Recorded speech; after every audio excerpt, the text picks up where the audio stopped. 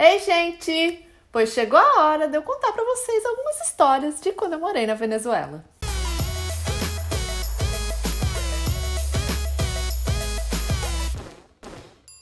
Bom, pra quem não me conhece, eu sou a Lu. Hoje eu sou mãe do Nick, né, que tem 10 anos, da Lily, que tem 7, e a gente mora no Canadá. Mas já houve uma época, né, que eu me aventurei por terras venezuelanas. Olha, gente, que aventura! Bom, antes de começar a contar, eu queria falar que o intuito desse vídeo não é ficar falando de política, tá? Eu morei lá na época que o Chávez estava no governo e foi o momento que as coisas começaram a degringolar pra valer, né? E claro que isso afetou e muito a nossa qualidade de vida, né? Mas o foco não vai ser a política. O propósito é contar como que foi a nossa vida e algumas curiosidades da nossa experiência por lá. Pois bem, eu fui para Venezuela em meados de 2004 e fiquei lá até o finalzinho de 2007, né? Foram 3 anos e meio. Nessa época eu tinha acabado de me formar em geologia e tinha mais ou menos um ano que eu estava trabalhando no norte do Brasil. E um dos meus chefes gostava muito do meu trabalho e me fez a proposta de ir trabalhar lá na Venezuela, né? Ele me contou que tinha um projeto novo lá, que eles estavam começando a montar a equipe e que tinha um casal de australianos que estava comandando o negócio todo, né? E aí ele falou que tinham muitos geólogos venezuelanos que já estavam trabalhando lá, mas que todos eles tinham experiência em petróleo somente. Então, eles estavam precisando de geólogos que tinham experiência com ouro, né? Que era o meu caso. Na hora que ele falou, eu não pensei 2 vezes, a minha resposta foi imediata. Sim, eu vou. Né? O meu sonho era conhecer o mundo. Até aquele momento eu nunca tinha saído do Brasil. Então, assim, eu fiquei com uma felicidade imensa de ter aquela oportunidade de poder conhecer uma outra cultura, uma outra língua. Gente, nossa, eu tava tão feliz. Aí o Rafa chega em casa, abre a porta e eu, adivinha, tô indo pra Venezuela. Na hora ele quase cai pra trás, abre um olho desse tamanho e pergunta: gente, mas de onde que surgiu isso? Venezuela, por que Venezuela? Como assim? O que tá acontecendo? Aí eu expliquei pra ele, né, e falei pra ele que podia ser uma experiência temporária só pra eu ver de qual é, que eu podia ir passar uns meses lá. E aí decidi se eu queria continuar no projeto ou não. Ele estava nessa época fazendo o mestrado dele, então eu teria que ir sozinha de qualquer forma. Daí eu fui, gente, sem falar inglês, sem falar espanhol, simplesmente me joguei. Pois a minha primeira experiência com a língua já foi ali, logo de cara, no voo de ida para Venezuela. Eu não sabia, mas beisebol é um dos esportes mais fortes que tem na Venezuela. E olha só, gente, tava o time todinho venezuelano nesse voo. Do meu lado, né, eu estava cercada pelos jogadores de beisebol da Venezuela. E aí, todo mundo conversando e conversando ao meu redor, começaram a puxar papo comigo, querendo saber o meu nome, de onde que eu era, pra onde que eu tava indo, e eu não conseguia falar nada em espanhol, né, gente? Eu não sabia nenhuma palavra, tá? E aí, tem aquela coisa, né, que quando o brasileiro tá falando português, quem fala espanhol não entende, porque a gente tem muitos sons na nossa língua que eles não têm no espanhol, né? Muitos sons nasais. Então, para eles é super difícil de entender. A gente, em contrapartida, já consegue entender muito mais do espanhol, mas também nem tudo, né, gente? Como eu vou contar para vocês agora. Esse jogador que estava sentado do meu lado ficou me perguntando para onde que eu estava indo. E ele perguntava assim: pero para dónde vas? É cerca ou lejos de Caracas? E eu ficava assim: não é Caracas, não é Caracas. Ele queria saber cerca, né, perto, lejos é longe. Ele queria saber se era perto ou longe de Caracas, né? E tipo assim, uma pergunta que eu poderia até ter deduzido, né, gente? Mas eu não tive o tino ali na hora. E eu ficava falando assim: é perto de Roraima. E ele não entendia o que eu tava falando. E ele ficava insistindo naquela pergunta: cerca ou lejos? Cerca? É cerca de Caracas? Cerca? E eu ficava assim: gente, o que esse homem quer falar de cerca? Por que ele tá falando de cerca? Eu não sei se o lugar que eu tô indo tem cerca. Que importa isso? E eu falando com ele assim: por que você tá me perguntando isso? E ele não entendia, eu não entendi o que ele tava falando. E, gente, claro que a conversa não rendeu, né? Ai, gente, que jacu, né? Ai, que jacu. Aí, naquele momento, eu já fiquei pensando assim: gente, em que eu tô me metendo? Olha só, não tô conseguindo ter uma conversa básica com o venezuelano. Como que vai ser essa minha experiência, né? E o negócio é que essa viagem aconteceu tudo tão rápido, né? Que em menos de uma semana eu já estava indo para Venezuela, que não deu nem tempo de eu pensar em estudar um pouco de espanhol para poder ir antes, né? Bom, mas aí foi quando eu cheguei lá na cidadezinha para onde eu estava indo, né? No projeto, é que eu vi onde eu estava me metendo. O pequeno município no qual eu iria ficar 3 meses sozinha até o Rafa se juntar a mim e daí ficarmos 3 anos e meio se chama El Callao. Essa vila fica no estado Bolívar, que faz fronteira com a Guiana e o estado de Roraima. Tem cerca de 20 mil habitantes e é conhecida pelos garimpos de ouro, pelo carnaval e pelo estilo de música calypso, uma das mais fortes tradições culturais de lá. Não tinha ninguém lá que falasse português, óbvio, né? E aí os meus chefes eram australianos, eles eram um casal, um homem e uma mulher, e nenhum dos dois falava espanhol, né? A mulher estava começando a aprender, o homem não falava absolutamente nada, era só inglês, mas ela também falava muito pouco. E o resto da equipe toda era de venezuelanos, né, gente? E aí, como eu era geóloga recém-formada, eu ia pegar no trabalho duro mesmo, né? Então, a minha função lá no projeto era ir para o campo e coletar amostras de solo que seriam enviadas para o laboratório para saber se tinha ouro ou não. Então era isso, eu tinha que ir para o campo, passar o dia todo no campo com os peões, que eram chamados de obreiros. E gente, que coisa difícil, quero entender o que eles estavam falando, porque eles falam muito rápido, eles cortam muitas palavras, emendam as palavras uma com a outra, é tipo mineiro falando, só que mais rápido. E eles falavam gírias uma depois da outra, gente, eu não conseguia entender nada que eles falavam. Sempre presente, assim com essa carita que tú lo ves así de huevoneado, él tiene su vainita. E no projeto mesmo, né, quando eu cheguei lá para conversar com a minha chefe e tudo, ela foi apresentar para mim a geologia do lugar, ela foi me explicar o que era para eu fazer, né? Fez uma explicação geral. Gente, eu entendi tipo 5% do que ela me falou, porque primeiro era um inglês australiano que eu não entendia nada, e eu nem sabia nada de inglês também nessa época, nada. E as poucas palavras de espanhol que ela colocava no meio não estava ajudando tanto, né? E no final das contas eu pedi para ela relatório, livros e tudo para eu poder entender, porque pelo menos a parte escrita eu conseguia entender alguma coisa, né? E aí foi aquele aperto, gente. Nos primeiros dias foi super complicado, porque eu tinha várias dúvidas de onde que eu ia ficar, de onde que eu ia comer, como que ia ser a questão do dinheiro, como que eu ia pagar as coisas lá, como que eu podia ligar para minha casa para falar que eu tinha chegado, como que eu ligava a internet, onde que eu ligava o meu computador, onde que eu podia sentar, sabe? Era tanta coisa básica. Por que o banheiro não estava funcionando? Gente, foi tenso, assim, sabe? O início foi tenso. Então, por causa disso, eu me empenhei ao máximo para tentar aprender a língua, né? Esse era o meu primeiro objetivo lá.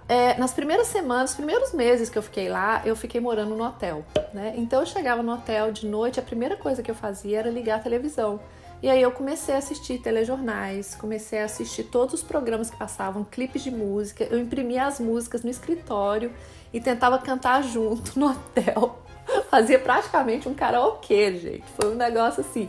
Mas isso, gente, isso fez melhorar demais o meu espanhol. Eu comecei a assistir Chaves em espanhol e foi hilário. Tipo assim, aprendi várias coisas. A Chiquinha é a Tilindrina, tá? O Kiko era o Kiko mesmo. Mas Gentalha era Chusma.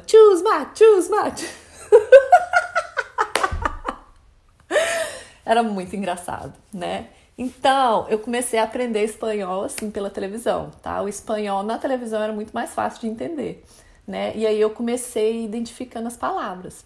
Aí quando eu chegava no campo, como eu passava, né, o dia todo com os peões, eles começaram a me ensinar várias coisas. Eles eram super pacientes comigo.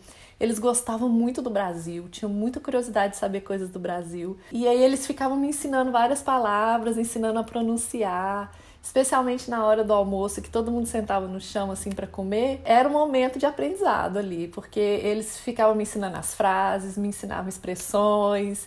E aí a gente ria muito, era muito engraçado. Aqui não nos capta. Quero dizer que estou gravando. Está gravando! E eu tinha comprado uma blusa do Chapolin, só que era branca. Então eles começaram a me chamar de Chapulina Blanca, né? Porque Chapulin colorado quer dizer Chapolin vermelho, né? Aí eu fui a Chapulina Blanca. Então, assim, foi legal, que eu sentia que eles tinham muito carinho por mim, muito cuidado comigo. Foi legal, né? Porque eu sempre tive um receio desse negócio de ir pro campo com aquele tanto de homem, né, gente? A gente nunca sabe, né? E eu tive muita sorte, sabe? De encontrar uma equipe, assim, muito bacana. Mas aí, né? A empresa começou a pagar uma professora particular para todo mundo que era estrangeiro. E eu tinha aula 2 vezes por semana. Então, a cada aula, ela focava num fonema. Às vezes eram os 2 L's, às vezes era o N com tio, às vezes era um CH. E eu tava nessa aula do CH e normalmente ela pedia exemplos, assim, me fala algumas palavras que você sabe com o CH. O tchê, gente. Pois a primeira palavra que me veio na cabeça foi uma palavra que eu escutava o dia inteiro, que os peões não paravam de falar, eles ficavam chamando um ao outro daquilo, né? Que era tchuli. Era tchuli pra cá, tchuli pra lá, o dia inteiro. Eu achava que era tipo amigo, companheiro, sei lá, alguma coisa assim, né? Ai, que inocente. Falei com ela, tchuli. Gente, a mulher regalou um olho desse tamanho e falou assim, menina, onde você tá aprendendo isso? Shhh, pode falar isso não. Ela foi me explicar que tchuli é um homem que administra as prostitutas, né, gente? É o cafetão. Olha só, gente. E de pensar que eu já tava num nível, eu tava tão enturmada com os peões que eu já tava chamando eles de tchuli. Eu chegava lá de manhã e falava assim, e aí, tchulis? Olha a pessoa que eu tava me tornando sem saber, né? Armadilhas da vida. E aí eu fiquei tão sem graça que eu nem falei pra ela que uma outra palavra com CH que eu sabia era tchusma, né? Tchusma. Bom, depois disso, a minha próxima armadilha linguística, né, foi uma que me deixou pobre. A gente estava trabalhando um sábado e aí a gente falou assim, estamos merecendo um trato aqui, né? Vamos para um restaurante todo mundo? Vamos comer todo mundo juntos? Eu e os peões, né, gente? Meus amigos tchulis. Fomos pro restaurante e a gente pediu a comida, todo mundo lá feliz e tal. E aí eles começam a falar de brindes. Brindes pra cá, brindes pra lá. Aí vem um deles e fala assim, né? E la Chapulina vai brindar-nos la comida hoje? Eu brindar? Claro, claro! Por supuesto, como não? Aí eu vou e pego meu copo, né? Yeah! Gente, eu lá brindando, achando que era tudo amizade, alegria, né? E eles brindando porque eu tinha acabado de concordar de pagar a conta.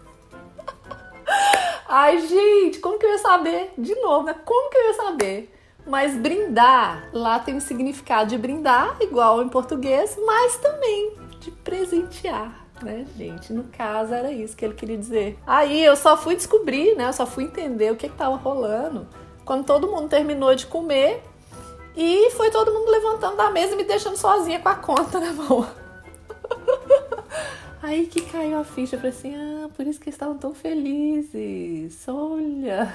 Mas aí também depois dessa eu não quis mais saber de brindar com ninguém, ó. Chega de brindar. Bom, gente, mas aí com o tempo meu espanhol foi melhorando, né? Eu lembro que levou 2 meses para eu estar falando um espanhol básico. Eu conseguia já me virar, eu conseguia entender a maior parte das coisas que o pessoal estava falando. Meu ouvido meio que abriu, assim, sabe? Eu já consegui identificar as palavras. Continuei tendo as aulas, né? Com a professora, não falei mais tchuli com ela, tá?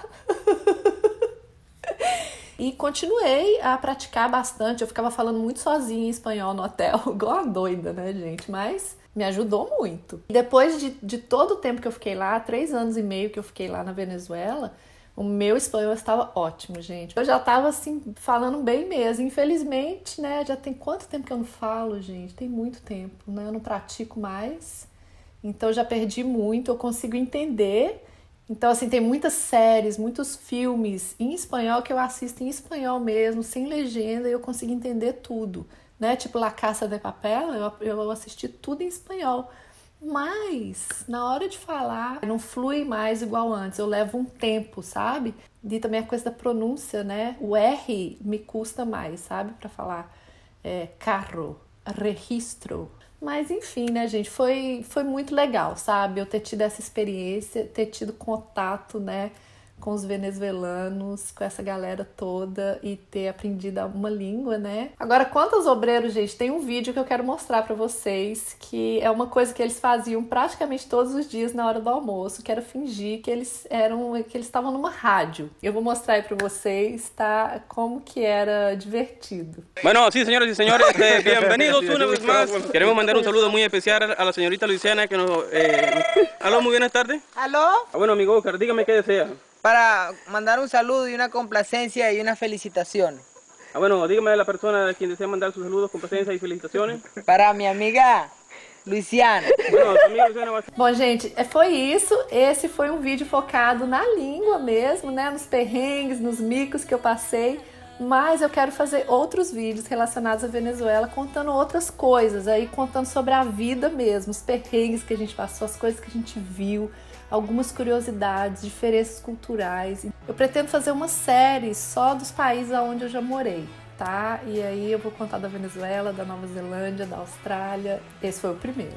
Se você gostou, deixa o seu joinha. Eu ia falar em espanhol, mas eu tô assim, não sei falar joinha em espanhol. Deja su like. Entonces, um besito, essa chusma increíble. Ai, gente, desculpa, tá? Não resisti, né? Ah, e um brinde a todos. Tchau.